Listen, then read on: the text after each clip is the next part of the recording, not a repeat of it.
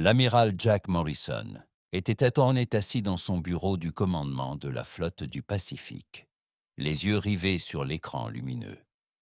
Le message était arrivé 30 minutes plus tôt, mais il n'arrivait toujours pas à croire ce qu'il lisait. Les mots semblaient se graver dans sa mémoire à chaque lecture. Il appuya sur le bouton de l'interphone de son bureau. « Passez-moi l'ambassadeur Carter sur la ligne sécurisée. » Priorité 1. En attendant la connexion, Jack se dirigea vers la grande fenêtre donnant sur le port. Des dizaines de navires humains flottaient paisiblement au soleil matinal. Si ce message était vrai, ils pourraient bientôt tous disparaître. Amiral Morrison. Ici Lisa Carter. Jack retourna à son bureau. Ambassadeur, nous avons un problème. Je vous envoie un fichier crypté. Lisez-le et rappelez-moi dans 5 minutes. Lisa Carter était sur Terre pour son briefing mensuel. En tant que représentante principale de l'humanité au Sénat galactique, elle passait le plus clair de son temps sur Nexus Prime, la planète capitale de la galaxie. Elle avait vu bien des choses étranges au cours de ses 10 années d'ambassadrice, mais rien ne l'avait préparée à ce message. Ses mains tremblaient légèrement en lisant le document officiel. Le Sénat galactique avait convoqué une session d'urgence. Les 12 espèces extraterrestres avaient voté. La décision était définitive. L'humanité avait 90 jours pour se désarmer complètement. Elle rappela immédiatement Morrison. « Jack, c'est impossible. Ils veulent qu'on leur rende tous les vaisseaux de guerre, toutes les plateformes de défense, tous les satellites militaires que nous possédons. C'est ce qui est écrit, Lisa, et regarde la liste des signatures. Toutes les espèces ont voté oui, même les Turaliennes, et ils sont nos amis depuis le premier contact. » Lisa s'assit lourdement sur sa chaise. Les Turaliens étaient connus pour leur équité et leur paix. S'ils votaient pour le désarmement de l'humanité, c'était que quelque chose de grave se tramait. « Il y a plus, » poursuivit Jack. Le président Zetmar de la Valkyrie dirige personnellement cette affaire. Il l'appelle Résolution 2047X. Il affirme que nous sommes une menace pour la paix galactique. La Valkyrie. Lisa cracha ce nom comme s'il avait mauvais goût. Les Valkyries étaient de grands extraterrestres à la peau grise qui méprisaient les espèces plus jeunes. Elles étaient dans l'espace depuis des millénaires et ne laissaient personne l'oublier. Quel était leur raisonnement ? Demanda-t-elle. Jack lut le document.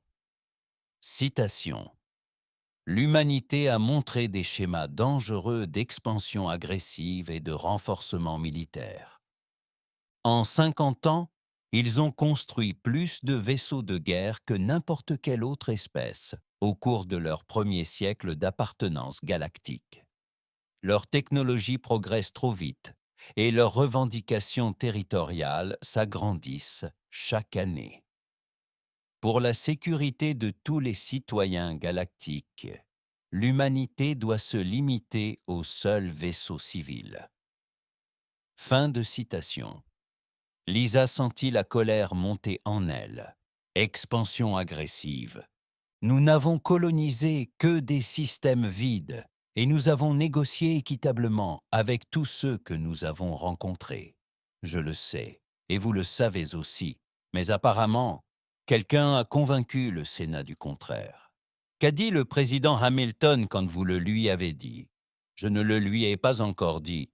Vous êtes le premier que j'ai appelé. Lisa, vous devez retourner immédiatement à Nexus Prime. Cette session d'urgence a lieu dans 3 jours. Déjà. C'est à peine assez de temps pour m'y rendre. C'est peut-être le but, dit Jack d'un ton sombre. Ils veulent faire vite et bien. Pas le temps pour nous d'organiser une riposte. Lisa commença à planifier mentalement son voyage. Jack, que nous cache-t-il? Les Valkyries ne font rien sans raison cachée. Elles ont toléré notre expansion pendant 50 ans. Pourquoi maintenant? Je me pose la même question. Je convoque une réunion avec le général Brooks et le secrétaire Ward dans 2 heures. Il faut que nous comprenions vraiment à quoi nous avons affaire. Faites attention à qui vous faites confiance, prévient Lisa. Si les Valkyries pouvaient convaincre les 12 espèces de voter contre nous, elles pourraient avoir des espions n'importe où. J'y ai déjà pensé. On se retrouve dans la salle sécurisée du Pentagone. Pas d'électronique, pas d'enregistreur, juste une conversation à l'ancienne. Lisa prit son sac de voyage et commença à faire ses bagages. Je pars pour Nexus Prime dans 6 heures. Mais Jack, il faut que tu saches quelque chose. J'ai entendu des rumeurs dans les cercles diplomatiques. Certaines espèces plus jeunes nous craignent, mais toutes ne sont pas d'accord avec cette résolution. Quel genre de rumeurs? Celles qui suggèrent que les Valkyries ont répandu des histoires d'armes humaines, d'agressions humaines, de projets de conquête humains. Des histoires fausses, mais convaincantes si vous ne nous connaissez pas très bien. Jack sentit un poids glacé dans son estomac. Vous pensez que tout cela est planifié? Un piège. Je pense que les Valkyries veulent notre départ. Et ils ont trouvé comment faire pour que ça paraisse légal. Lisa a scellé son sac et s'est dirigée vers la porte. Je vais me renseigner sur Nexus Prime. Mais Jack, prépare-toi au pire. S'ils veulent vraiment nous désarmer, il faut être prêt pour la suite. Et après, Lisa s'arrêta à la porte. Si on prive une espèce de sa capacité de se défendre, on a généralement l'intention de l'attaquer. La ligne resta silencieuse un instant, puis Jack parla d'une voix dure comme l'acier. Qu'ils essaient. Une fois l'appel terminé, l'amiral Morrison se rassit dans son fauteuil et fixa le plafond. Il y a 50 ans, l'humanité avait rejoint la communauté galactique avec espoir et enthousiasme. Ils avaient échangé leurs connaissances, partagé leur culture et exploré les étoiles ensemble. Maintenant, il semblait que cet âge d'or touchait à sa fin. Il prit son téléphone sécurisé pour appeler le président Hamilton. Il prit son téléphone sécurisé pour appeler le président Hamilton. Les 90 jours suivants allaient déterminer si l'humanité resterait libre ou deviendrait l'esclave de puissances extraterrestres qui craignaient son potentiel. Le général Ryan Brooks traversa rapidement les couloirs du Pentagone. Ses bottes résonnèrent sur le sol poli, tandis que les membres du personnel s'écartaient pour le laisser passer. L'orage se lisait dans ses yeux. La réunion d'urgence convoquée par l'amiral Morrison allait commencer. Il poussa la lourde porte de la salle de conférence 7, la pièce la plus sécurisée du bâtiment. La secrétaire à la Défense, Ellen Ward, était déjà là, étudiant des documents étalés sur la table. L'amiral Morrison leva les yeux de sa tablette. « Général Brooks, merci d'être venu si vite, » dit Morrison. « De quoi s'agit-il, Jack? Votre message disait « Code noir prioritaire ». Ellen Ward leva les yeux de ses papiers. « Ryan, assieds-toi, tu vas devoir entendre ça. » Brooks prit place à la grande table en chêne. La pièce était dépourvue de fenêtres et les murs étaient recouverts de métal pour bloquer tout appareil d'écoute électronique. Quand le Pentagone voulait discuter en toute intimité, c'était là qu'il venait.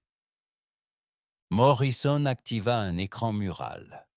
Le sceau officiel du Sénat galactique apparut. Il y a 2 heures, nous avons reçu ce message de Nexus Prime. Le document apparut à l'écran. Brooks le lut rapidement, son visage s'assombrissant à chaque ligne. Lorsqu'il eut terminé, il se renversa dans son fauteuil et resta silencieux un long moment. 90 jours, dit-il enfin. Ils veulent que nous Ils veulent que nous abandonnions tout en 90 jours. Chaque vaisseau de guerre, chaque plateforme de défense, chaque satellite militaire. Ward l'a confirmé. Ils appellent cela le respect obligatoire de la résolution galactique 2047X. Brooks s'est levé et a commencé à faire les 100 pas. C'est impossible. Nous avons plus de 200 vaisseaux de guerre répartis sur 15 systèmes. Nos réseaux de défense protègent 50 millions de civils. Ils veulent qu'on leur remette tout. Ce n'est pas le pire, dit Morrison. Il changea l'écran pour afficher une carte du ciel. Des points rouges apparurent autour de plusieurs colonies humaines. Le vaisseau du capitaine Turner avait détecté ces mouvements il y a 3 heures. Des vaisseaux extraterrestres se positionnent autour de nos colonies extérieures. Ward désigna l'écran. New Austin, New Dallas, New Chicago. Toutes nos nouvelles colonies sont surveillées par des vaisseaux extraterrestres. Observateurs ou menaçants, demanda Brooks. Les deux. Morrison répondit. Turner tenta de les contacter sur les fréquences standards. Aucune réponse. Mais leurs systèmes d'armes sont sous tension. Brooks sentit sa colère monter. Alors qu'il nous ordonne de désarmer, il place des vaisseaux armés autour de notre peuple. Ça empire. Ward glissa un autre papier sur la table. Les renseignements indiquent que les Valkyries achètent des contrats de transport à proximité de l'espace habité.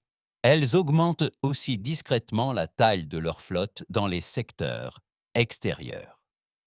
Morrison hocha la tête. Les hommes de Frank Taylor surveillent des mouvements inhabituels depuis 6 mois. On pensait que c'était de simples exercices militaires. Maintenant, on dirait des préparatifs. Des préparatifs pourquoi ? Demanda Brooks, même s'il soupçonnait déjà connaître la réponse. Car après avoir désarmé, dit Ward d'une voix calme, réfléchissons-y, éliminons notre capacité de riposte, puis avançons avec une force écrasante. Brooks se rassit lourdement. Que sait le président? Il est au courant de l'ordre de désarmement. Il ignore encore ce qui se passe autour de nos colonies. Je voulais lui donner un aperçu complet de la situation. Quand est-ce qu'on le lui dit? Morrison a regardé sa montre. Dans 2 heures, il libère son agenda de l'après-midi pour une réunion d'urgence du cabinet. Ward rassembla ses papiers. Il y a autre chose. Quelque chose qui pourrait tout changer. Les 2 hommes la regardèrent avec espoir. « Projet Safeguard », dit-elle simplement. Brooks haussa un sourcil. « Je pensais que ce n'était qu'un programme de recherche. C'était censé l'être. Mais il y a 3 ans, nous avons obtenu des fonds pour l'étendre. » Frank Taylor dirigeait un projet parallèle. Un projet parallèle très discret. « Quel genre de projet ?» demanda Morrison. Ward se leva et se dirigea vers le terminal sécurisé dans un coin. Elle saisit un long mot de passe et passa sa main dans la paume de sa main.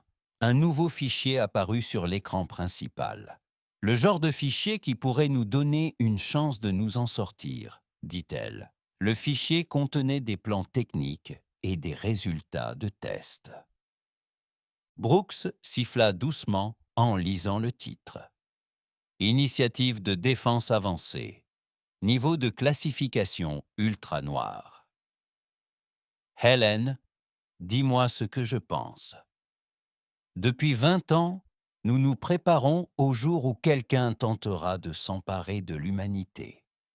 Nous ne pensions simplement pas que ce serait la galaxie entière d'un seul coup. Morrison étudia l'écran. Combien de personnes sont au courant? Nous y compris, 12, et la moitié d'entre eux l'ont construit. Ward sauvegarda le fichier et sécurisa à nouveau le terminal.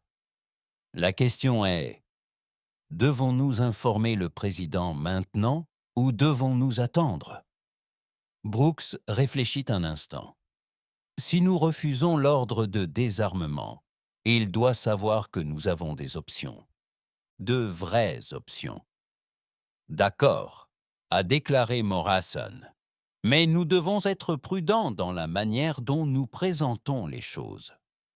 Le président est un diplomate dans l'âme. Il voudra d'abord d'essayer de parler. Il n'y a rien de mal à parler, a déclaré Ward. Mais nous devons nous assurer de parler en position de force. On frappa doucement à la porte. Un jeune assistant entra et remit un message à Morrison. L'amiral le lut rapidement et son visage devint sérieux. Le capitaine Turner venait d'envoyer un autre rapport. Les vaisseaux extraterrestres autour de New Austin ont commencé à scanner la colonie. Des scans approfondis. Ils cartographient chaque bâtiment, chaque défense, chaque faiblesse. Brooks se releva. Ce n'est pas de l'observation, c'est du ciblage. Le président doit tout savoir, décida Ward. Le projet Safeguard, les navires TSUA autour de nos colonies, tout. Morrison hocha la tête. Et nous devons décider ce que nous allons recommander. Allons-nous nous plier à leurs exigences ou allons-nous nous battre? Il y a une troisième option, dit Brooks à voix basse.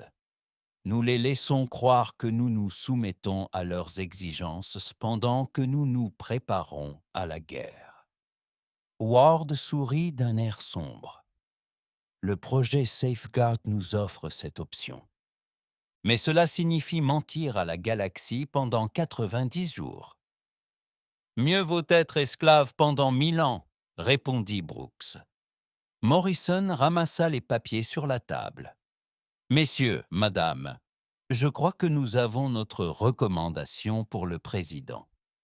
En quittant la salle sécurisée, chacun portait le poids de ce qu'il attendait.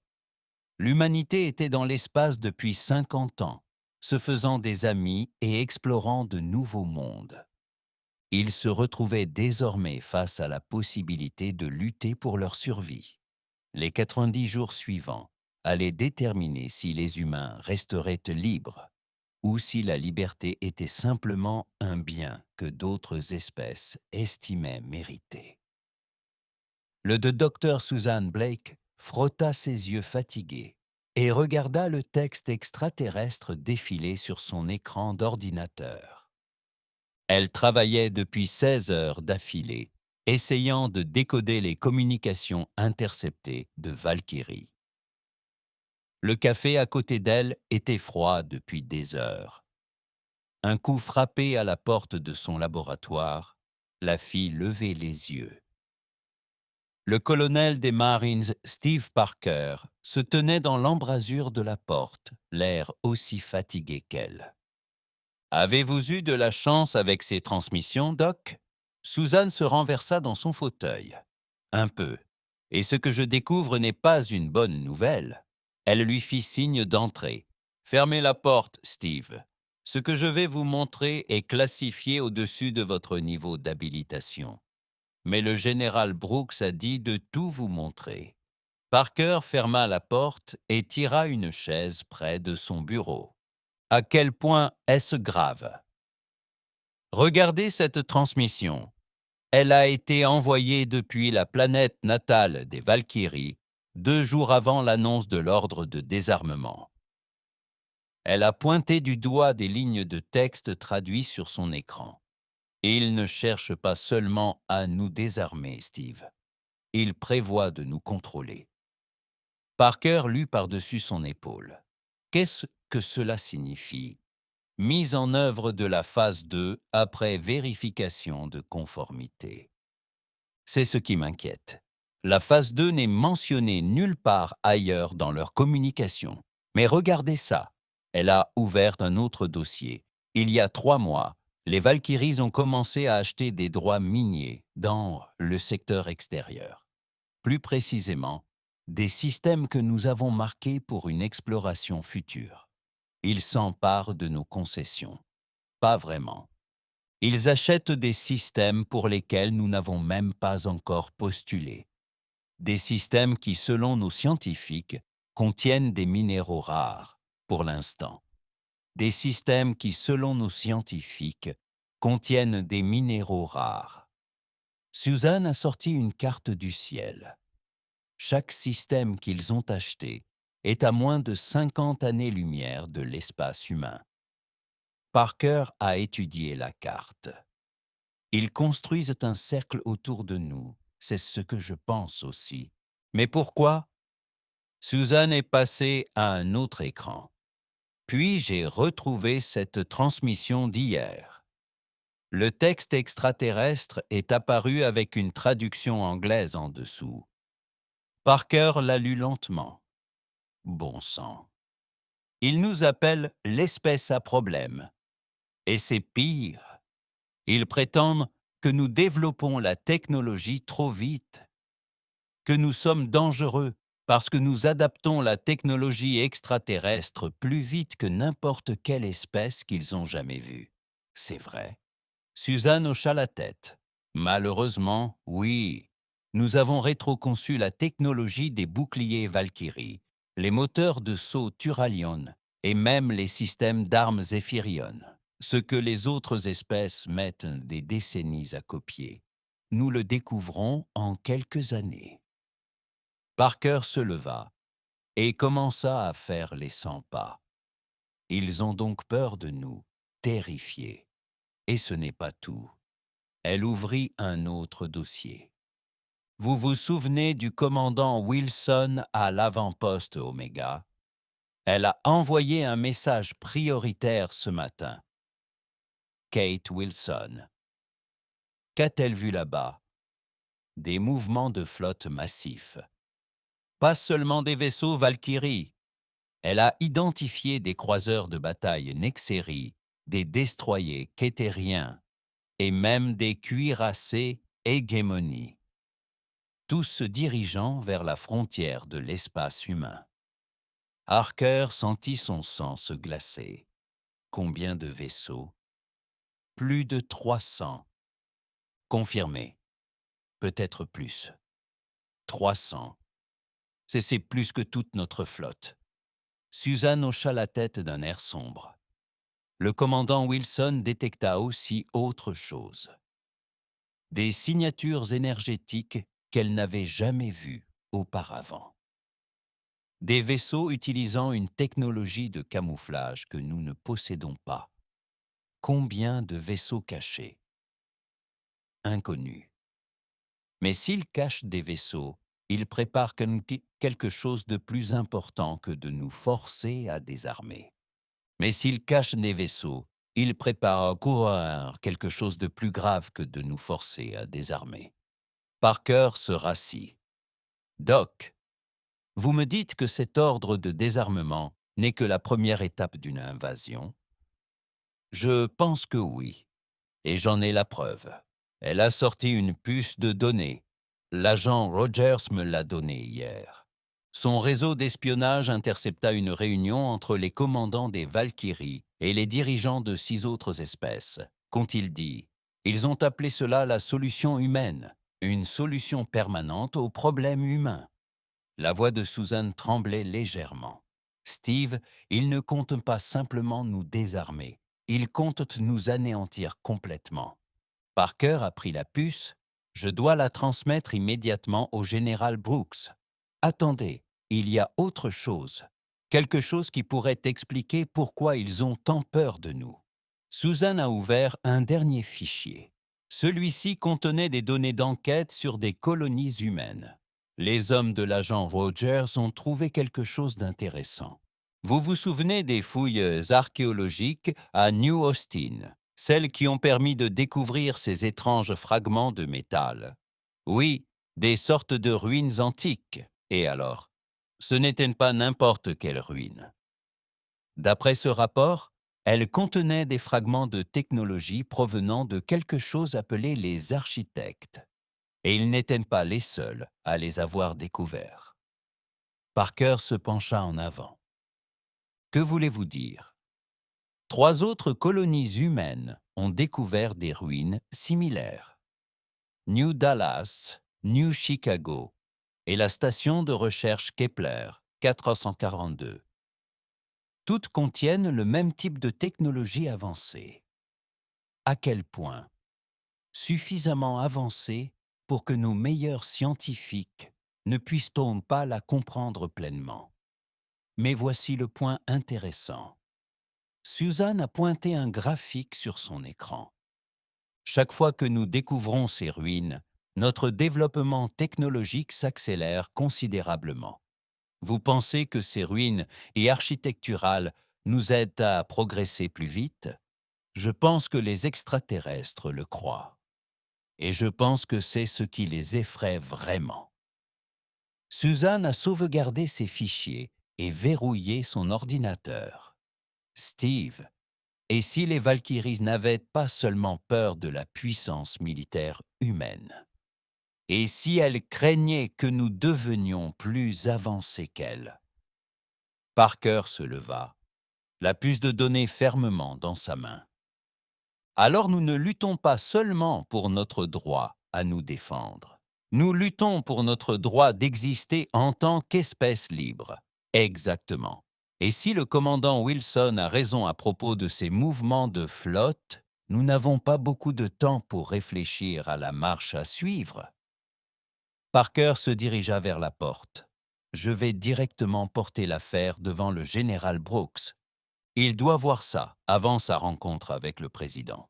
Steve, fais attention à qui tu partages ça. Si les extraterrestres ont des espions au sein de notre gouvernement, cette information pourrait nous coûter la vie à tous. Parker s'arrêta à la porte. Doc, si ce que tu as découvert est vrai, nous risquons tous d'être morts de toute façon, si nous ne ripostons pas. Après le départ de Parker, Susan resta assise seule dans son laboratoire, les yeux rivés sur les données affichées sur son écran. 50 ans de contact pacifique avec des espèces extraterrestres avaient mené à ce moment précis.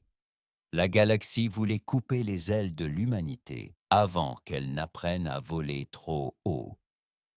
Elle repensa aux ruines de New Austin et des autres colonies. Une technologie ancestrale issue d'une race disparue qui, d'une manière ou d'une autre, permettait à l'humanité de progresser plus vite que n'importe quelle autre espèce de l'histoire galactique. Si les extraterrestres y voyaient une menace, qu'en disaient-ils de leurs propres intentions? Susan prit son téléphone sécurisé et composa le numéro de l'agent Rogers. S'ils voulaient se battre pour l'avenir de l'humanité, ils avaient besoin de tous les atouts possibles. Et quelque chose lui disait que les ruines de l'architecte étaient plus importantes qu'on ne le pensait. L'enquête révélait une sombre vérité. L'ordre de désarmement ne visait pas la paix galactique. Il s'agissait d'empêcher l'humanité de devenir quelque chose que les extraterrestres ne pourraient pas contrôler. Le vaisseau de l'ambassadrice Lisa Carter atterrit à la base aérienne d'Andrews 3 jours plus tard. Elle avait passé le trajet depuis Nexus Prime à relire une dernière fois les termes du Sénat galactique. Chaque lecture les rendait plus déraisonnables. Le président George Hamilton l'attendait dans le bureau ovale. Le général Brooks, l'amiral Morrison et le secrétaire Ward était assis avec lui autour du grand bureau en bois. La salle était lourde de tension. « Lisa, merci d'être revenue si vite, » dit la présidente en entrant. « Qu'avez-vous appris ?» Carter s'assit et ouvrit sa mallette. « Monsieur le Président, c'est pire que prévu. Les Valkyries ne se contentent pas de mener cette résolution. Elles menacent toute espèce susceptible de modifier leur vote. »« Menacer comment ?» demanda le secrétaire Ward. « Sanctions commerciales, pression militaire, isolement diplomatique. Les espèces plus petites sont terrifiées. Les Turaliens voulaient s'abstenir, mais la Valkyrie les a convaincus que l'humanité finirait par se retourner contre eux. » Le général Brooks se pencha en avant. « Qu'en est-il des espèces susceptibles de nous soutenir ? Les Zéphiriens m'ont demandé en privé si les humains accepteraient un désarmement limité plutôt qu'un désarmement total. Le représentant de l'hégémonie a déclaré qu'il pourrait reconsidérer leur position si nous acceptions des accords de partage de technologie. » Le président Hamilton s'est frotté le front. « Ils veulent donc notre technologie, mais ne veulent pas que nous ayons des armes pour la protéger. » Exactement. Carter sortit un bloc-notes. « Mais il y a autre chose. La Valkyrie m'a donné cette liste d'exigences de conformité. Cela ne concerne pas seulement notre armée. » Elle tendit le bloc-notes à l'amiral Morrison. Son visage s'assombrit à la lecture. « Ils veulent accéder à tous nos centres de recherche, nos centres de production, nos bases de données de colonies. Ils appellent cela une vérification de conformité, » a expliqué Carter. « Mais cela implique des inspecteurs extraterrestres sur chaque planète humaine avec un accès complet à tout ce que nous construisons. » Le président Hamilton s'est levé et s'est dirigé vers la fenêtre donnant sur les jardins de la Maison-Blanche. « Nous abandonnons donc notre capacité à nous défendre, puis leur donnons libre accès à tout ce qu'ils veulent prendre. » « C'est l'accord, » a confirmé Carter. « Et si nous refusons, ils ont clairement indiqué la suite. » « Qu'est-ce que c'est ? » « Des sanctions économiques d'abord, puis un blocus total de l'espace humain. Enfin, ce qu'ils appellent des mesures coercitives. » Le général Brooks renifla. « Ils veulent dire une invasion. Ils n'utilisent pas ce mot, mais oui. » Le président Hamilton se retourna vers la salle. « Combien de temps avons-nous pour décider ? » « Ils veulent une réponse dans les 48 heures. La mise en conformité complète doit commencer d'ici une semaine. » Le secrétaire Ward regarda l'amiral Morrison. « Jack, montre-lui ce que nous avons trouvé. » Morrison activa un écran mural. L'affichage montrait les positions des flottes extraterrestres autour des colonies humaines. « Monsieur le Président, ils n'attendent pas notre réponse. Ils sont déjà en position. » Des points rouges apparurent sur la carte du ciel. Chaque point représentait des vaisseaux de guerre extraterrestres à proximité d'implantations humaines. « Combien de vaisseaux ?» demanda le président. Plus de 400 furent confirmés, et d'autres arrivèrent chaque jour. Le président Hamilton étudia la carte en silence. Lorsqu'il parla, sa voix était calme mais ferme.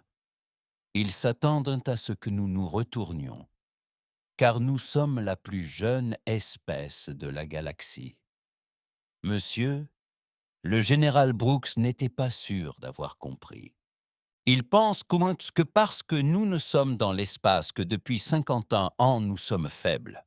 Ils feront tout ce qu'ils nous diront pour maintenir la paix. « Le ferons-nous, monsieur ?» demanda l'amiral Morrison. Le président regarda chacun autour de lui. « Hélène, montrez-moi le projet Safeguard. » Le secrétaire Ward activa un autre écran. Des schémas techniques et des résultats de tests remplissaient l'écran. Depuis 20 ans, nous développons des technologies défensives, des boucliers, des armes, des systèmes de détection, tous basés sur des technologies extraterrestres récupérées. Récupérées. Découvertes sur différents mondes. Des ruines antiques contenant une technologie plus avancée que tout ce que possèdent les espèces galactiques actuelles. Le président Hamilton a étudié les expositions. À quel point? Assez avancées pour égaliser les chances, a déclaré le général Brooks, peut-être même plus que les égaliser. Ces systèmes sont-ils opérationnels? La première génération est en ligne. Nous les testons discrètement depuis 3 ans. Où? L'amiral Morrison a changé l'écran pour montrer la base lunaire. Sur la Lune, monsieur. Des installations cachées dans tout le système solaire. Et certaines de nos colonies extérieures ont des générateurs de boucliers dont elles ignorent l'existence. Le président hocha lentement la tête. Lisa, vous avez dit 48 heures pour une réponse. Oui, monsieur. Ensuite, nous leur donnerons une réponse. Il se dirigea vers son bureau et prit un téléphone sécurisé. Donnez-moi une ligne directe avec le Sénat galactique, le réseau de diffusion, pas seulement Nexus Prime. Le secrétaire Ward parut inquiet. Monsieur, si vous refusez, peut-être devrions-nous d'abord le faire en privé. Non, s'il menace l'humanité publiquement, nous répondrons publiquement. Le spécialiste des communications installa rapidement le matériel de diffusion. En quelques minutes, le président Hamilton était connecté à l'ensemble du Sénat galactique et à tous les grands mondes de l'espace humain. Citoyens de la galaxie, ici le président Hamilton de la Terre. Il y a 3 jours, le Sénat galactique exigeait que l'humanité désarme complètement dans les 90 jours. Aujourd'hui, je vous donne notre réponse. Il marqua une pause, le regard fixé sur la caméra. L'humanité rejette catégoriquement cet ultimatum. Nous n'avons commis aucun crime, menacé aucune espèce pacifique et enfreint aucune loi galactique. Nous ne renoncerons pas à notre droit de nous défendre et de défendre notre peuple. Dans toute la galaxie, la réaction fut immédiate. Dans les chambres du Sénat galactique de Nexus Prime, le président Zetmar se leva de son siège, le visage grisonnant de colère. Le président Hamilton poursuivit. Nous ne cherchons pas le conflit. La Terre propose une nouvelle solution. Un traité galactique garantissant la souveraineté et la sécurité de toutes les espèces, avec des avancées scientifiques partagées et des accords de défense mutuelle. L'amiral Morrison esquissa un léger sourire. Le président leur offrait tout ce qu'ils désiraient, mais à armes égales plutôt qu'une reddition. Pour démontrer notre engagement en faveur de la paix et notre capacité à la défendre, j'ai autorisé une démonstration des capacités défensives de la Terre. Il a fait signe au général Brooks, qui a envoyé un message codé à la base lunaire. Sur la Lune, d'énormes générateurs de boucliers ont été activés. D'énormes générateurs de boucliers furent activés. Le champ d'énergie qu'ils créèrent était visible depuis la Terre, tel un dôme de lumière scintillant qui couvrait toute la surface lunaire. Cette technologie de bouclier est purement défensive, expliqua le président. Elle ne peut pas être utilisée comme arme, mais elle peut protéger nos mondes de toute attaque. Dans les salles du Sénat, plusieurs délégués extraterrestres discutaient avec enthousiasme. La technologie qu'ils voyaient dépassait tout ce qu'ils possédaient. La Terre reste ouverte aux discussions et négociations pacifiques, mais nous ne céderons ni aux menaces ni aux ultimatums. Si la galaxie choisit le conflit plutôt que la coopération, l'humanité sera prête à emprunter l'une ou l'autre voie. Le président Hamilton mit fin à l'émission et se rassit dans son fauteuil. Si la galaxie choisit le conflit plutôt que la coopération, l'humanité sera prête à emprunter l'une ou l'autre voie. Le président Hamilton mit fin à l'émission et se rassit dans son fauteuil. Le secrétaire Ward rompit le silence. « Monsieur, c'était soit la chose la plus courageuse que j'ai jamais vue, soit la plus dangereuse. Parfois, c'est la même chose, » répondit le président. Le dispositif de communication de l'amiral Morrison émit un bip. Il lut le message et leva les yeux. « Monsieur le Président, nous recevons des réponses de toute la galaxie.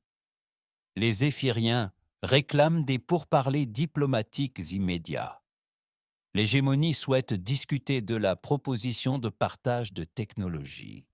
Et la Valkyrie. Pas encore de réponse, mais nos moniteurs de l'espace lointain indiquent que leur flotte change de cap. Ils se dirigent vers la Terre. » Le président Hamilton se leva. Puis ils ont fait leur choix. Général Brooks, amiral Morrison, activez tous les systèmes de sauvegarde.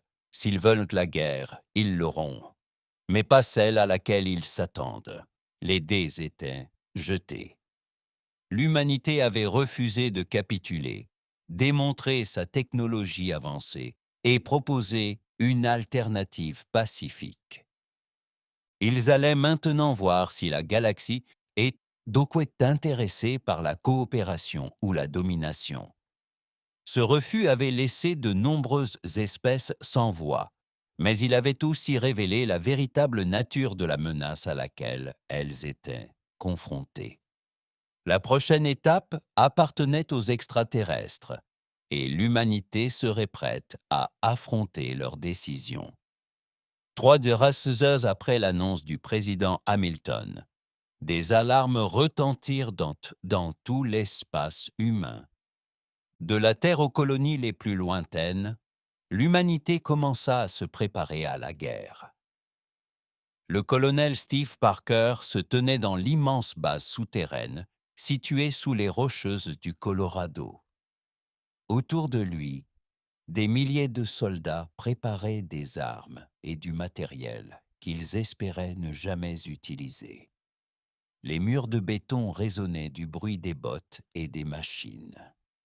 Combien de temps faudra-t-il pour que tous les systèmes soient opérationnels ? Demanda Parker au technicien à côté de lui. 6 heures, monsieur. Les plateformes de défense automatisées sortent de leur mode veille. Parker observait les écrans montrant les systèmes défensifs s'activer dans l'espace humain. Pendant 20 ans, ces systèmes avaient attendu en silence. Bases d'astéroïdes cachées, stations spatiales camouflées et bunkers souterrains prenaient vie. Sur Mars, l'amiral Beth Strong traversa le centre de commandement de Mars Central. Des voyants d'alerte rouge baignaient tout d'une lueur inquiétante. Les officiers se déplaçaient rapidement d'une station à l'autre, en coordination avec la Terre et les autres colonies. Amiral, tous les réseaux de défense de Mars sont opérationnels, rapporta son commandant en second. Générateur de boucliers à pleine puissance. Plateforme d'armes armées et prête. Et nos vaisseaux ? Demanda Strong. La 4e flotte se positionne en défense autour de Mars. La 6e flotte se dirige vers la protection des stations minières de Jupiter. Strong hocha la tête en consultant l'écran tactique. Des dizaines de vaisseaux humains se déplaçaient vers des positions planifiées depuis des années. Connectez-moi à l'amiral Morrison sur Terre. La communication s'ouvrit, montrant le visage de Morrison sur un grand écran. Derrière lui, le centre de commandement du Pentagone bourdonnait d'activité. « Beth, où en êtes-vous ?»« Mars est prête, Jack. Toutes nos défenses secrètes sont en service, mais je suis surtout inquiet pour nos colonies extérieures. On s'en occupe. » Le commandant Wilson de l'avant-poste Oméga coordonne les forces de défense de la colonie. Loin de la Terre, aux confins de l'espace humain, le commandant Kate Wilson se tenait sur la plateforme d'observation de l'avant-poste Oméga. À travers la vitre renforcée, elle pouvait apercevoir des étoiles paisibles et silencieuses. Elle savait qu'il n'en s'était rien. Son officier scientifique en chef s'approcha, muni d'un bloc de données. « Commandant, nos capteurs longue portée détectent d'énormes signatures énergétiques. Les flottes extraterrestres se dirigent assurément vers nous. Combien de vaisseaux maintenant ?» demanda Wilson. « Plus de 500 confirmés, et ils ne cherchent plus à se cacher. » Wilson étudia les données. Les vaisseaux extraterrestres étaient disposés selon une formation qu'elle n'avait jamais vue auparavant.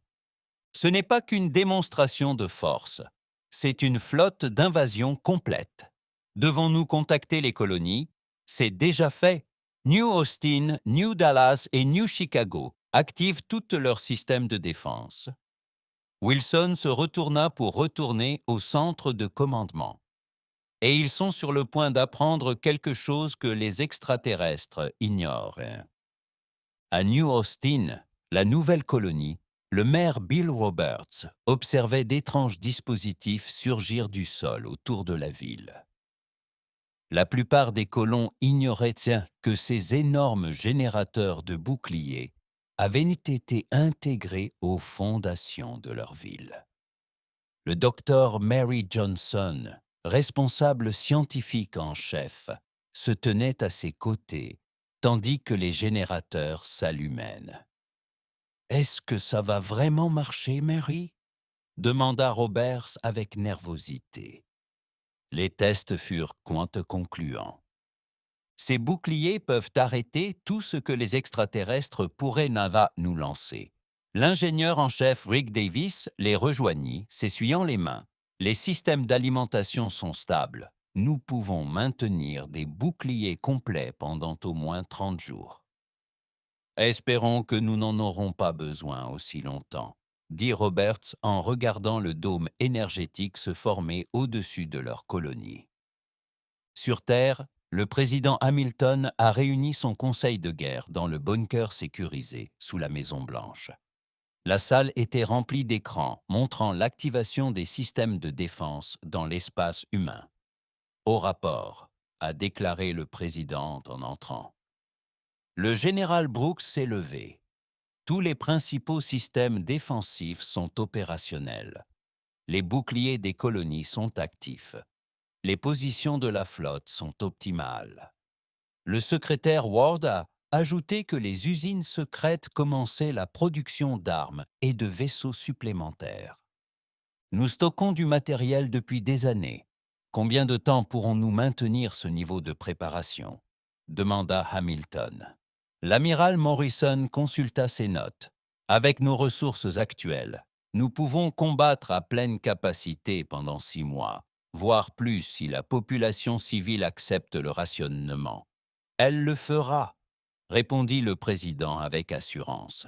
Qu'en est-il de nos projets spéciaux? Will, dit le président avec assurance. Qu'en est-il de nos projets spéciaux? Le docteur Susan Blake s'avança. La technologie que nous avons récupérée des ruines de l'architecte est intégrée à nos systèmes les plus avancés. Elle s'avère encore plus efficace que nous l'espérions. Efficace comment? notre nouvelle technologie de bouclier est 30% plus puissante que nos meilleures projections. Les systèmes d'armes sont plus précis et plus puissants. Et nous avons découvert autre chose. Le président haussa un sourcil. Quoi? La technologie architecturale semble s'adapter aux schémas génétiques humains. Elle fonctionne mieux pour nous que pour d'autres espèces. Le secrétaire Ward parut surpris. Êtes-vous en train de dire que cette technologie ancestrale a été conçue pour les humains? Je l'ignore. Mais tous les tests donnent les mêmes résultats. Lorsque nous utilisons cette technologie, ses performances dépassent ses spécifications d'origine. Le système de communication de l'amiral Morrison émit un bip sonore. Il lut le message et leva les yeux, l'air sombre. Monsieur le Président, la flotte Valkyrie a pénétré dans le système extérieur. Elle se dirige droit vers New Austin. Combien de temps avant leur arrivée? 18 heures. Le président Hamilton s'est levé. Nous aurons bientôt nos réponses. Nos hommes sont-ils prêts, général? Aussi prêts que possible, monsieur. Mais, monsieur le président, il y a quelque chose que vous devez savoir. Quoi? Le général Brooks a activé un écran affichant les relevés énergétiques depuis l'espace. Nos capteurs détectent des signatures d'armes jamais vues auparavant. Les Valkyries utilisent une technologie absente de nos bases de données. Des armes nouvelles ou très anciennes. Les schémas énergétiques correspondent à certaines mesures des ruines architecturales. Le silence se fit dans la salle, tandis que chacun assimilait cette information. Vous me dites que les extraterrestres pourraient aussi avoir une technologie architecturale? Demanda le président. Dr. Blake hocha lentement la tête. C'est possible. La question est, pourquoi l'utilisent-ils maintenant? Et pourquoi ne l'ont-ils pas utilisé avant? L'agent Paul Rogers, qui écoutait tranquillement depuis le fond de la salle, s'avança. Monsieur le Président, mon réseau de renseignements a relevé quelque chose d'intéressant. Les Valkyries fouillent des sites sur leur planète natale depuis un an. Des sites antiques, semblables à ceux que nous avons découverts dans nos colonies. Ils se préparaient donc à ce conflit depuis plus longtemps que prévu, conclut Hamilton. Oui, monsieur, et ils n'ont pas seulement peur de notre technologie. Ils craignent que nous découvrions quelque chose qu'ils cachent depuis des siècles. Le président regarda ses conseillers. Dehors, les lumières de Washington vacillaient, tandis que la ville se préparait à une possible guerre. Mesdames et messieurs, il semble que ce conflit ne se limite pas à la puissance militaire. Nous nous battons pour le droit de découvrir la vérité sur l'Arcadex et notre place dans la galaxie. L'amiral Morrison regarda sa montre. La Valkyrie atteindra New Austin demain matin. C'est alors que nous saurons si nos défenses sont aussi efficaces que nous l'espérons. Le président Hamilton acquiesça. Envoyez un message à toutes nos colonies et à toutes nos flottes.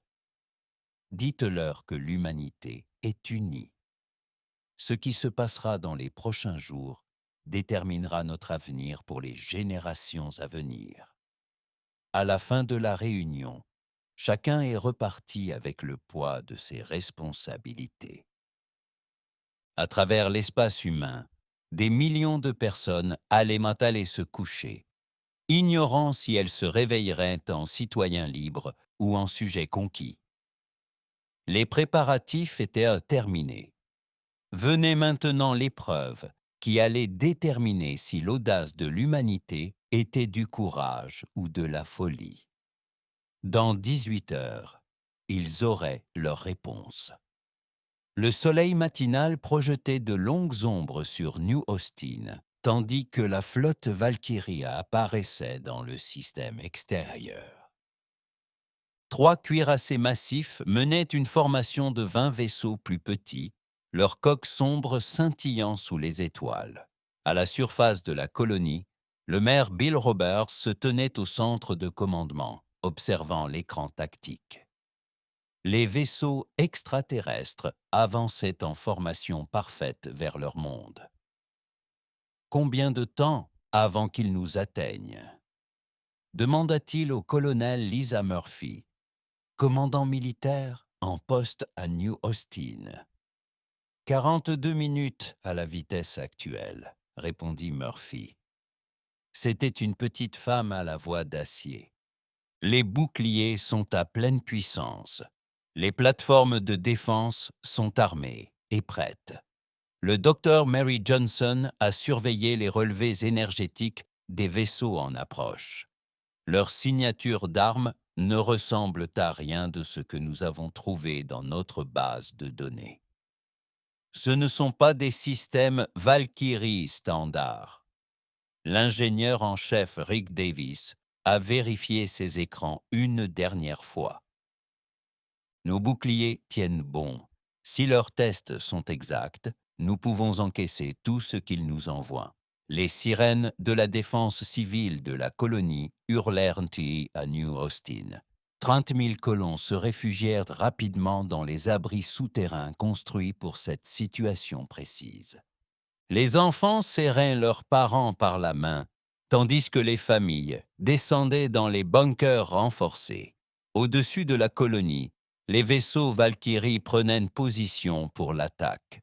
Le plus grand cuirassé, 2 fois plus grand que n'importe quel vaisseau humain, se plaça à l'avant de la formation. La voix de l'amiral Morrison grésillait dans le système de communication terrestre. New Austin, ici le commandement terrestre. Nous surveillons la situation. Ne tirez que si on vous tire dessus.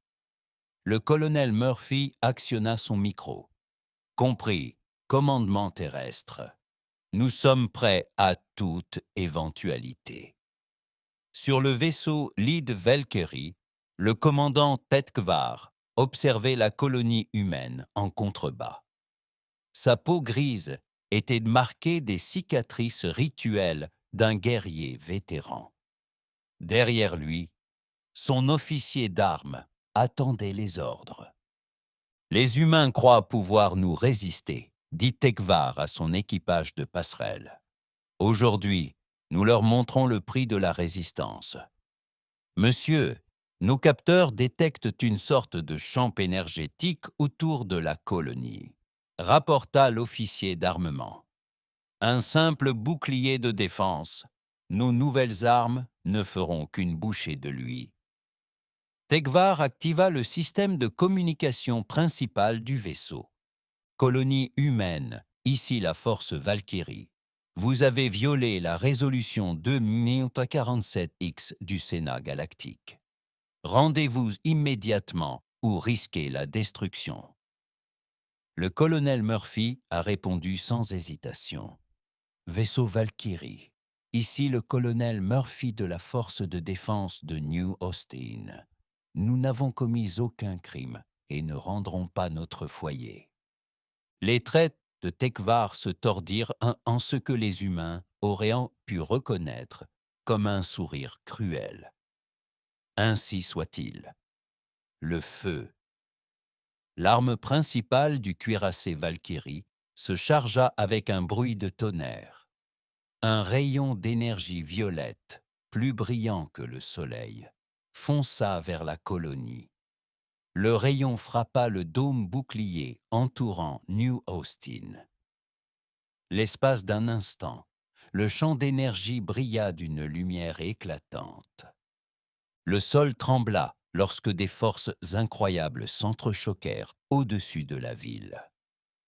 Puis la lumière s'éteignit. Le bouclier résista. Sur le pont Valkyrie, un silence de surprise emplit l'air. L'arme qui avait détruit des villes à travers la galaxie n'avait rien fait aux défenses humaines. Impossible, souffla l'officier d'armement. C'était une décharge à pleine puissance de notre canon principal. Dekfar fixait la colonie en contrebas, toujours protégée par son dôme scintillant. Feu à nouveau. À tous les vaisseaux, concentrez votre tir sur le bouclier. 20 vaisseaux Valkyrie ouvrirent le feu simultanément. Des faisceaux d'énergie violet sillonnèrent l'espace, tous braqués sur le dôme surplombant New Austin. Le ciel au-dessus de la colonie devint aussi lumineux que le jour, tandis que des énergies massives s'écrasaient contre les boucliers humains. À l'intérieur du centre de commandement, les lumières vacillèrent, tandis que le bouclier absorbait l'attaque. Le sol gronda, mais le dôme protecteur résista. La puissance du bouclier était à 85%. Davis fit son rapport, la voix ferme malgré le chaos extérieur. On peut en supporter encore longtemps.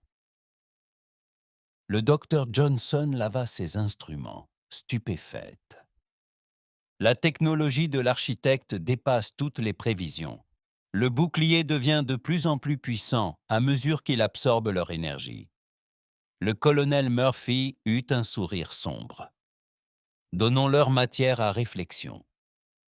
Elle activa les plateformes de défense de la colonie.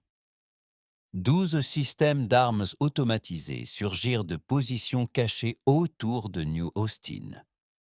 Ils étaient peints plus petits que les canons Valkyrie, mais leur précision était mortelle.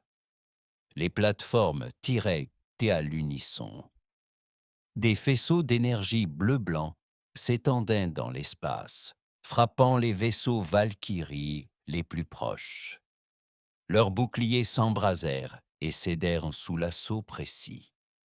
2 vaisseaux plus petits explosèrent en boules de feu éclatantes. À bord du cuirassé, le chaos s'installa et les alarmes retentirent. Nous avons perdu le dévoreur et le porteur de douleur, rapporta l'officier tactique. Les armes humaines transpercèrent nos boucliers. Fegvar n'en croyait pas ses yeux. Une petite colonie humaine non seulement se défendait contre la puissante flotte Valkyrie, mais ripostait avec succès. « Repliez-vous à bonne distance », ordonna-t-il à contre-cœur. « Préparez-vous au bombardement orbital. » Alors que les vaisseaux Valkyrie reculaient, un nouveau contact apparut sur leur capteur. Un vaisseau humain, bien plus petit que n'importe quel vaisseau Valkyrie, approchait à grande vitesse. Le capitaine Alex Turner, assis sur le pont de l'USS Freedom, observait la flotte ennemie se regrouper. Son vaisseau était rapide et lourdement armé, mais minuscule comparé au cuirassé Valkyrie. « Monsieur, devons-nous attendre des renforts ?» demanda son premier officier. « Non. » Les ordres de l'amiral Morrison étaient nets et clairs. Transmettez le message. Turner ouvrit un canal de communication avec la flotte Valkyrie. « Vaisseau Valkyrie, ici le capitaine Turner du vaisseau Terre Unie Freedom. Je suis porteur d'un message de l'amiral Morrison du commandement de la Terre. » L'image de Thetfar apparut sur l'écran de Turner. Le commandant des Valkyries semblait furieux et confus. « Vaisseau humain, vous êtes largement dépassé en nombre. » Furieux et confus. « Vaisseau humain, vous êtes largement dépassé en nombre. Rendez-vous maintenant ou soyez détruits. » Turner sourit calmement. « Commandant, je ne suis pas ici pour me rendre. Je suis ici pour vous imposer mes conditions. » Conditions? Vous osez nous en proposer? Les conditions de la Terre sont simples. Retirez votre flotte immédiatement et aucune autre action ne sera entreprise. poursuivez votre attaque et assumez les conséquences. Dagva rit, un rire rauque et grinçant. Un petit vaisseau menace 20 vaisseaux de la flotte Valkyrie. Pas un seul vaisseau, répondit Turner. Regardez vos capteurs longue portée. L'officier tactique de la Valkyrie vérifia ses instruments et pâlit. Monsieur, plusieurs contacts en approche. Flotte humaine en approche. Sur l'écran principal, 12 vaisseaux de guerre humains apparurent, se déplaçant en formation parfaite. À leur tête se trouvait l'imposant USS Constitution, le vaisseau amiral de l'amiral Morrison. Mais Turner n'en avait pas fini. Commandant, vous avez attaqué une colonie pacifique sans sommation. Vous avez utilisé des armes contre des civils. L'humanité considère cela comme un acte de guerre. Vos menaces ne signifient rien pour nous. Tegvar grogna. Aucune menace, commandant. Juste des faits. L'expression de Turner devint sérieuse. La Terre aspire à la paix, mais nous n'accepterons pas la conquête. Vous vouliez voir les capacités militaires de l'humanité. Continuez à attaquer nos colonies et vous en verrez plus que ce que vous aviez espéré. Le commandant Valkyrie observa la flotte humaine qui approchait, puis la colonie en contrebas qui avait résisté à ses meilleures armes. Sa situation tactique avait complètement changé en 1 heure seulement. « Ce n'est pas fini, humain. Ça pourrait l'être, répondit Turner. À toi de choisir. Alors que la flotte Valkyrie commençait à se retirer de New Austin, la galaxie entière fut sous le choc. Les puissantes Valkyries, conquérantes d'une douzaine de mondes, avaient été stoppées par une seule colonie humaine. La nouvelle de la bataille se répandit rapidement grâce au réseau de communication extraterrestre. L'humanité n'avait pas seulement survécu à la première attaque, elle l'avait remportée haut la main. Au centre de commandement de New Austin, le colonel Murphy reçut les félicitations du commandement terrestre. Mais elle savait que ce n'était que le début. La Valkyrie reviendrait, et la prochaine fois, il serait prêt à affronter une véritable guerre. La première frappe avait échoué, mais elle avait aussi révélé quelque chose d'important. La technologie humaine, améliorée par l'architecte, était bien plus puissante que quiconque l'avait imaginé. La question était désormais de savoir si les extraterrestres reconnaîtraient cette démonstration de force ou y verraient une raison de déployer une force encore plus importante. La réponse de la Terre à l'attaque avait laissé la galaxie sans voix, mais la guerre était loin d'être terminée. 2 jours après l'attaque ratée de New Austin, l'USS Freedom dérivait silencieusement dans l'espace, près de la zone de combat. Le capitaine Alex Turner et son équipage effectuaient des opérations de sauvetage sur les vaisseaux Valkyrie détruits. « Monsieur, nous avons trouvé quelque chose d'intéressant dans l'épave », rapporta son ingénieur en chef. Turner leva les yeux de ses rapports. « Quel genre de chose ? Une section du vaisseau de commandement est encore intacte. Mon équipe pense que nous pouvons y monter à bord en toute sécurité. Faites-le, mais soyez prudents. Qui sait quel système de sécurité ils ont ? » 1 heure plus tard, Turner se tenait dans le sas du vaisseau de commandement Valkyrie avec le docteur Susan Blake, venu de la Terre spécialement pour cette mission. Les couloirs du vaisseau extraterrestre étaient sombres et emplis d'une odeur d'électronique brûlée. « Par ici, capitaine, » dit Blake, suivant les indications de son scanner. Le centre de commandement devrait être juste devant. Ils trouvèrent le pont intact, mais abandonné. D'étranges inscriptions extraterrestres brillaient sur des écrans intacts. Des officiers Valkyries morts gisaient affalés à leur poste. « Pouvez-vous lire quelque chose de ceci » demanda Turner. Blake était déjà en train de brancher son équipement sur les ordinateurs extraterrestres. « Accordez-moi quelques minutes.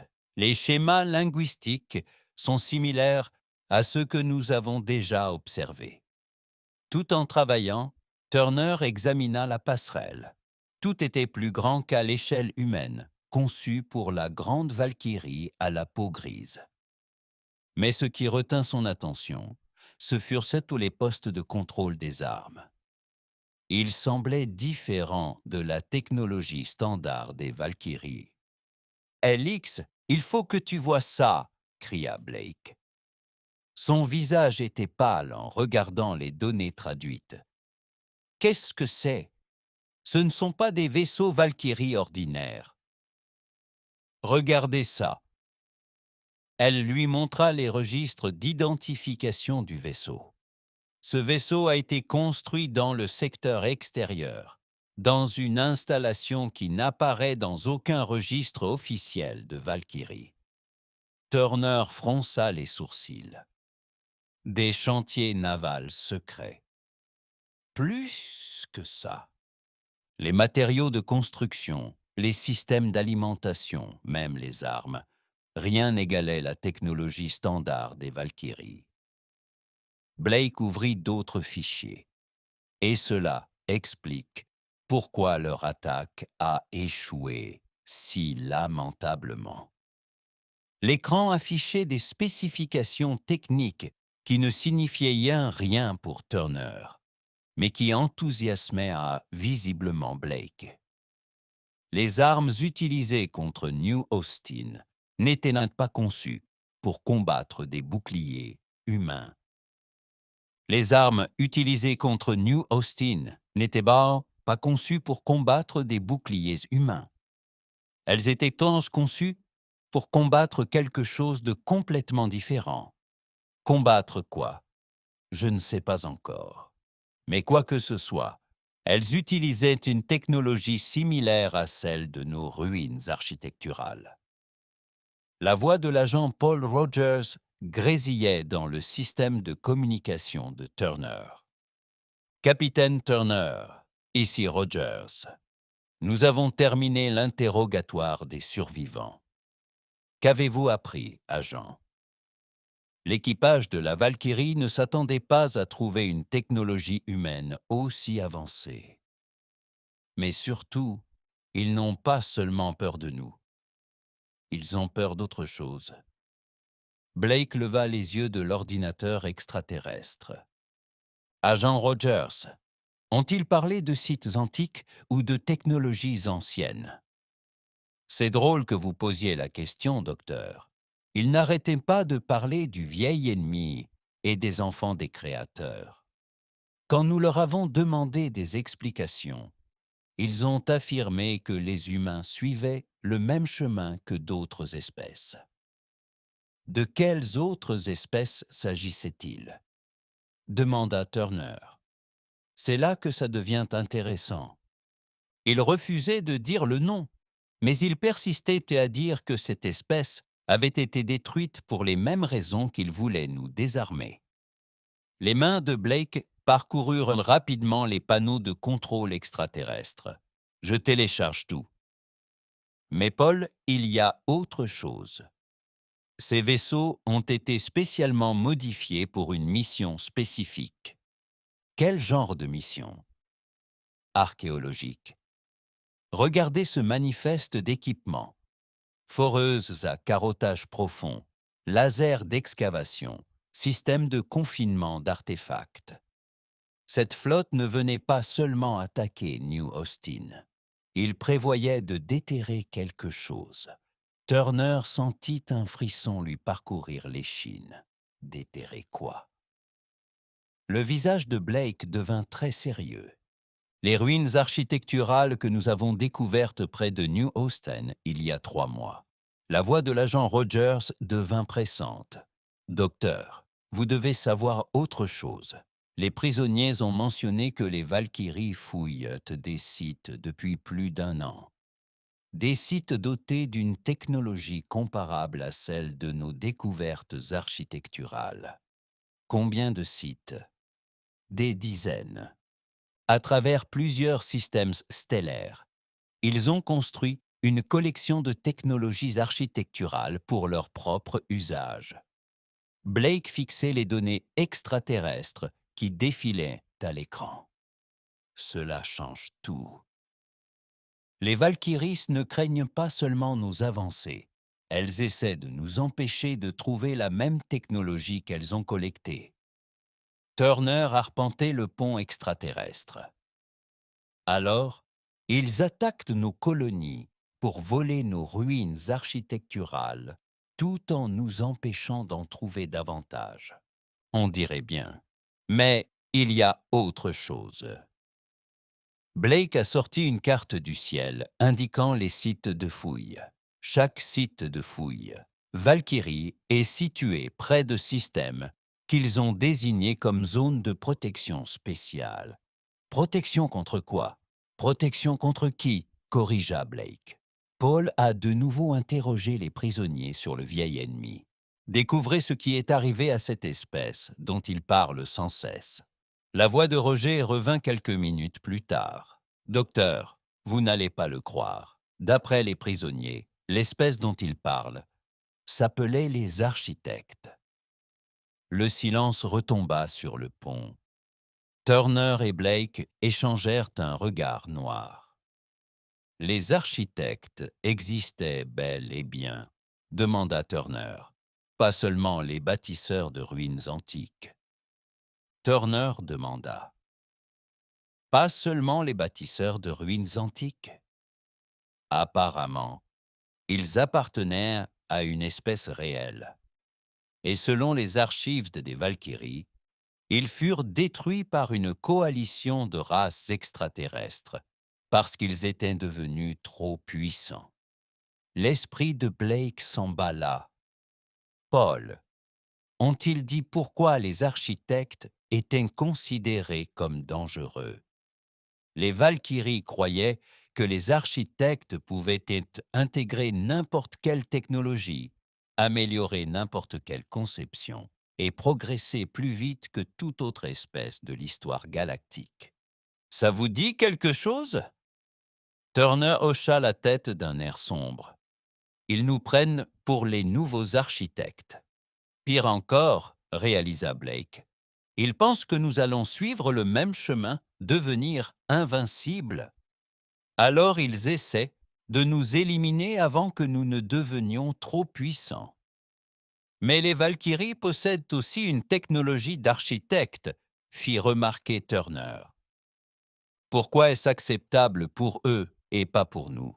Répondit Rogers.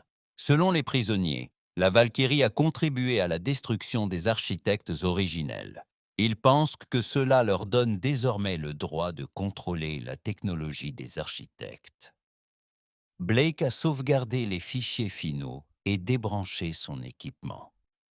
Nous devons transmettre cette information à la Terre immédiatement. Il ne s'agit pas seulement de désarmer l'humanité. Il s'agit de nous empêcher de devenir ce qu'étaient les architectes. Alors qu'il s'apprêtait à quitter le vaisseau extraterrestre, Turner avait une autre question. Paul, qu'est-il arrivé aux architectes? Comment ont-ils été détruits? Les prisonniers n'ont pas voulu donner de détails, mais ils ont dit une chose qui les a inquiétés. Quoi? Ils disaient que les architectes n'avaient pas été complètement anéantis. Certains s'étaient enfuis vers des contrées inconnues de l'espace, laissant derrière eux une technologie qui se réveillerait lorsque la bonne espèce la trouverait. Blake s'arrêta dans l'embrasure du sas. Tu veux dire que les ruines des architectes ne contiennent pas que de la technologie. Elles attendent que quelqu'un les utilise. Et la Valkyrie croyait que nous étions cette personne. Alors que l'UAS Freedom quitter le site du naufrage. Turner et Blake savaient qu'ils transportaient des informations qui allaient tout changer. Le conflit avec la Valkyrie n'était pas une menace militaire, ni une expansion territoriale. Il s'agissait de l'héritage d'une civilisation détruite et de la question de savoir si l'humanité serait autorisée à hériter de ce que les architectes avaient laissé derrière eux. La galaxie avait déjà tenté d'empêcher cela, et elle était prête à recommencer. Cette révélation expliquait les actions désespérées des Valkyries, mais soulevait aussi de nouvelles questions. Si les architectes avaient été détruits pour être devenus trop puissants, qu'est-ce que cela indiquait sur l'avenir de l'humanité? Et si la technologie des architectes était conçue pour répondre aux humains, qu'est-ce que cela signifiait sur les origines de l'humanité? Les réponses se trouvaient en quelque part dans les ruines disséminées à travers l'espace humain, attendant d'être découvertes. Mais les Valkyries étaient déterminées à empêcher l'humanité de les retrouver, quel qu'en soit le prix. La guerre avait commencé pour le désarmement, mais elle allait désormais se jouer pour le droit d'hériter du plus grand héritage technologique de l'histoire galactique. Une semaine après la révélation à bord du vaisseau Valkyrie, le président Hamilton se tenait sur le pont de l'USS Constitution alors qu'il entrait dans le système Nexus Prime. L'amiral Morrison se tenait à ses côtés, tous deux observant l'immense station qui abritait le Sénat galactique. « Monsieur, nous recevons de nombreux appels de vaisseaux extraterrestres », rapporta l'officier des communications. « Combien de vaisseaux ?» demanda l'amiral Morrison. « Plus de 50, monsieur, des représentants de toutes les principales espèces de la galaxie. » Le président Hamilton a arrangé son uniforme. Il m'a mis en communication avec le Sénat. L'écran principal montrait l'intérieur du Sénat galactique. Des centaines de délégués extraterrestres emplissaient la salle circulaire, leur voix créant un brouhaha qui cessa lorsque Hamilton apparut sur leurs écrans. Délégué du Sénat galactique, Hamilton prit la parole d'une voix claire et forte. « Je viens devant vous non pas en tant qu'espèce conquise, mais en tant que membre à part entière de cette communauté galactique. » Zetmar, le président de la Valkyrie, se leva de son siège, le visage grisonnant de colère. « Tu n'as aucun droit de t'adresser à ce corps humain. Ton espèce a violé tous les... »« Asseyez-vous, » interrompit Hamilton, sa voix cinglante comme l'acier. « Tu auras ton tour de parler. » Le président activa un écran qui apparut devant chaque délégué.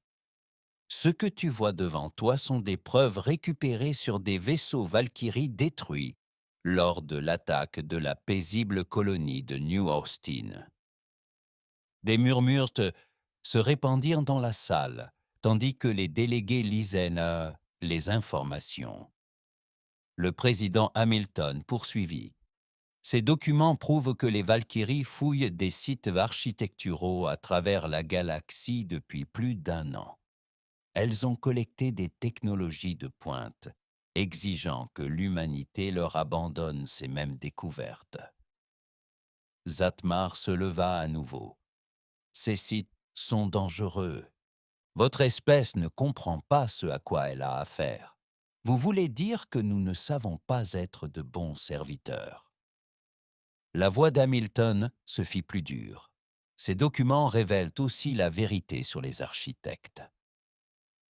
Le Dr. Susan Blake entra dans la chambre, marchant calmement vers la plateforme centrale, malgré le regard de centaines d'extraterrestres. « Délégué, » commença Blake, « mon analyse des archives des Valkyries montre que les architectes ont été détruits non pas parce qu'ils étaient mauvais, mais parce qu'ils étaient devenus plus avancés que ceux qui les détruisaient. Un délégué de Turalion prit la parole, la voix calme mais intéressée. Dr. Blake, dites-vous que les archives historiques sont incomplètes?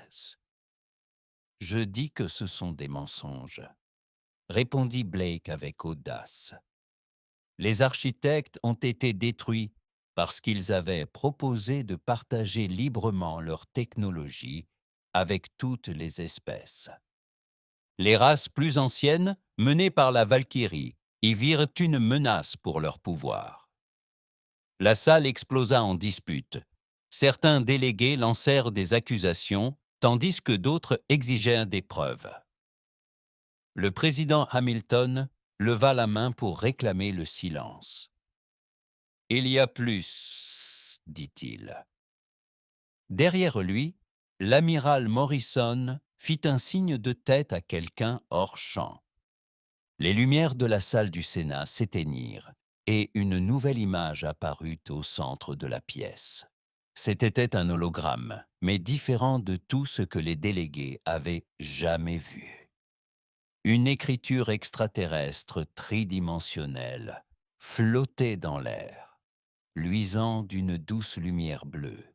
« C'est un message des architectes », expliqua Hamilton, retrouvé dans des ruines sur 3 mondes humains distincts. Blake, que dit-elle? Blake lut ses notes, sa voix résonnant dans la chambre silencieuse. À ceux qui viendront après nous, ne laissez pas la peur freiner le progrès. La technologie doit servir toute vie, pas seulement ceux qui prétendent la dominer. Nous ne laissons pas ces dons à une espèce en particulier, mais à ceux qui ont la sagesse de les utiliser pour la paix. Un jeune délégué zéphyrien se leva. « Voulez-vous dire que les architectes voulaient que leur technologie soit découverte ?»« Pas seulement découverte, » répondit Blake, améliorée. « La technologie des architectes que nous avons découverte ne se contente pas de fonctionner. Elle s'adapte. Elle apprend des espèces qui l'utilisent et devient plus efficace. » Le commandant Kate Wilson apparut sur l'écran principal depuis l'avant-poste Oméga. « Monsieur le Président, j'ai quelque chose à ajouter. Allez-y, commandant. Nos scanners spatiaux ont détecté quelque chose d'extraordinaire. Les ruines de l'architecte ne sont pas dispersées au hasard dans l'espace. Elles se forment un motif, un réseau. » Les données de Wilson sont apparues sur les écrans de la chambre. Chaque site que nous avons découvert est relié aux autres par des liaisons de communication quantique. Lorsque les humains activent la technologie architecturale, celle-ci envoie des signaux à d'autres sites. Des signaux qui disent quoi? Demanda un représentant de l'hégémonie. Hamilton répondit que l'humanité avait réussi le test. Les architectes n'ont pas simplement laissé la technologie derrière eux. Ils ont laissé un test pour voir si la prochaine espèce qui la découvrirait l'utiliserait à bon escient. Zetmar pouvait à peine contenir sa rage. Vous prétendez que ces ruines antiques vous ont choisi. Vous espérez que nous vous croirons. J'attends de vous que vous croyiez aux preuves. Hamilton l'interrompit. Il activa un autre écran, affichant les spécifications techniques. Chaque technologie architecturale fonctionne mieux pour les humains que pour toute autre espèce ayant tenté de l'utiliser, y compris les Valkyries. L'ingénieur en chef Rick Davis s'est présenté au sein de la délégation humaine. J'ai testé les tentatives des Valkyries de copier nos systèmes architecturaux. Leurs versions sont 40% moins efficaces que les nôtres. Impossible, souffla le scientifique caterien. Pas impossible, répondit Davis. La technologie des architectes est configurée selon un modèle génétique et mental spécifique, correspondant à l'ADN et aux fonctions cognitives humaines. Le président Hamilton observa la salle et vit les visages stupéfaits des délégués extraterrestres. Les architectes n'ont pas laissé leur technologie à la disposition de tous. Ils l'ont laissée à leurs successeurs. Des successeurs, s'interrogèrent plusieurs délégués en même temps. Le Dr. Blake acquiesça. L'analyse génétique des ruines d'un architecte révèle des similitudes remarquables avec l'ADN humain. Pas identiques, mais suffisamment proches pour suggérer un lien. Un silence complet s'abattit sur la salle. Les implications étaient stupéfiantes. Finalement, un délégué âgé de Turalion prit la parole. « Prétendez-vous que les humains descendent des architectes ? Nous prétendons que les architectes se sont préparés à une créature comme nous, » répondit Hamilton. Sachant que leurs ennemis finiraient par les détruire, ils ont dispersé leur savoir à travers la galaxie, programmés pour n'être activés que pour une espèce capable de l'utiliser de manière responsable. « Et vous croyez que les humains sont cette espèce ?» demanda le délégué zéphyrien. « La technologie le croit, » dit l'amiral Morrison, « et nos actions le prouvent. Nous aurions pu utiliser les armes de l'architecte pour conquérir nos voisins. Au lieu de cela, nous ne les avons utilisées que pour la défense. » Hamilton s'avança pour s'adresser à l'Assemblée. « Délégués, je propose un nouveau traité qui honore la vision de l'architecte. Chers délégués, je propose un nouveau traité. Un traité qui honore la vision de l'architecte. Nous partagerons notre technologie améliorée avec toute espèce, acceptant une coopération pacifique et un progrès mutuel. Vous partageriez la technologie la plus puissante de la galaxie ? Demanda le délégué de l'hégémonie, surpris. Les architectes voulaient qu'il soit partagé, répondit Blake, mais seulement avec ceux qui ne l'utiliseraient pas à des fins de conquête. Zetmar se leva une dernière fois. La Valkyrie n'acceptera jamais cela. Ces humains sont dangereux et doivent l'être. Les Valkyries ne sont plus aux commandes, interrompit Hamilton. Il regarda les autres délégués droit dans les yeux. Pendant trop longtemps, les espèces les plus anciennes ont décidé de ce que les plus jeunes pouvaient faire ou non. Les architectes ont légué leur héritage à tous ceux qui savaient en faire bon usage. Un vote a été organisé. Une à une, les espèces ont voté pour accepter le nouveau traité. Les Turaliens ont voté oui. Les Zéphyriens ont voté oui. L'hégémonie a voté oui. Même certaines des espèces plus petites, initialement favorables au désarmement, votèrent en faveur de la proposition humaine. Finalement, seuls les Valkyries et 2 de leurs plus proches alliés votèrent contre. Le président Zetmar quitta la salle sans un mot, mais son expression annonçait que le conflit était loin d'être terminé. À la fin de la séance, des délégués de dizaines d'espèces abordèrent cette hâte et la délégation humaine avec des questions, des demandes de partage de technologie et des propositions d'alliance. Le président Hamilton embrassa le tout avec satisfaction.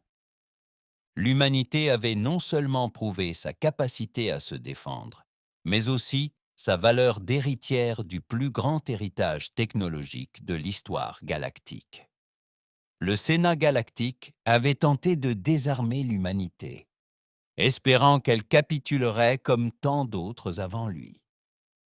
Au contraire, la réponse de la Terre avait montré à la galaxie que l'ère des anciennes puissances, contrôlant tout, touchait à sa fin. Une nouvelle ère commençait, où la sagesse ancestrale et l'innovation humaine s'uniraient au bénéfice de toutes les espèces désireuses d'embrasser la paix et le progrès. Le rêve de l'architecte se réalisait enfin, et la galaxie ne serait plus jamais la même.